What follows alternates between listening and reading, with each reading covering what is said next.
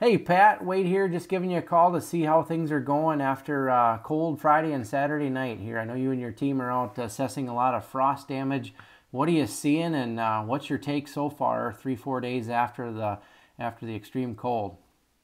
Okay, so I'm at Eau Claire, Wisconsin, and it looks like the corn south of Eau Claire is going to be okay. North of Eau Claire, there's some areas in the bloomer area that look okay. We get into the sands up in the Rice Lake, Chautauqua area, and I haven't been up there lately, but what we're seeing is the coldest pocket was in that in the Black River Falls, Mindoro area. We've got temperatures 18 to 20 degrees on May 15th.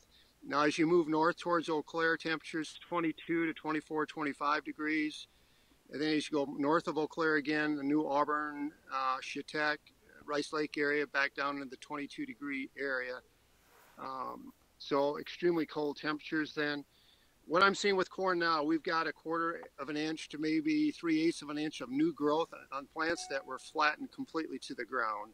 So it looks like the corn is going to recover at this point, as long as we're planted at least 1.5 to 2 inches deep. If we're planted really shallow, then obviously that growing point's closer to the surface. And if it's within a half an inch of the surface, then those plants are going to struggle trying to survive. Now, I just walked out of a soybean field that was no-tilled on April 22nd, and if you can see it in front of my face, this plant is dead. All the tissue down below the cotyledon has died, and it's dehydrating and turning brown. So this is the headlands, and there wasn't any trash, any residue on the no-till soybeans into this corn stubble. Now we walk up into the field and get away from the headlands where we have a lot of trash, and those beans just came out of the ground the last day or two, and those soybeans are looking fine. But along the headlands where there wasn't any residue on the soil, these soybeans emerged before the frost and they perished. They have died. So that part of the field needs to be replanted. In terms of corn survivability, I think we're okay. We had frost again last night, but it was very light frost and not for any extended period of time.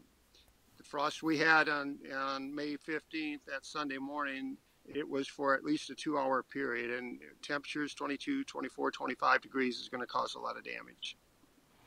Okay, well, I appreciate the update, Pat. I know a lot of folks really mobilizing to give some information to farmers and do some assessments, but your advice from the get-go was to make sure people didn't jump the gun and try to make assumptions. Give it some time to get some sunlight and hopefully a warming trend here. And then ultimately we wanted to kind of take the emotion out of it to some degree and maybe use some of those replant calculators and really do a good job of stand counts. So appreciate your take on it, and glad to hear things maybe aren't quite as bad as what we thought. I think we're going to be okay for the most part. There's a field or two likely that's going to suffer damage and that will need to be replanted, but for the most part, we're in good shape. Okay, cool.